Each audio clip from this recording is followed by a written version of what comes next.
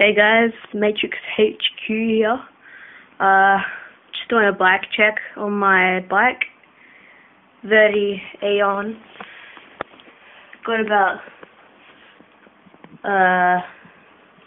3 months ago. 2011, red and black.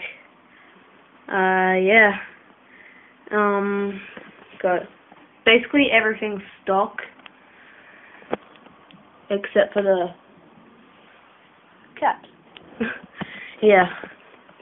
I'm gonna buy some stuff like gold pedal, chain, a bike cable, brake cable, some grips because these are shitty. So yeah, any suggestions on anything else? That'll be great.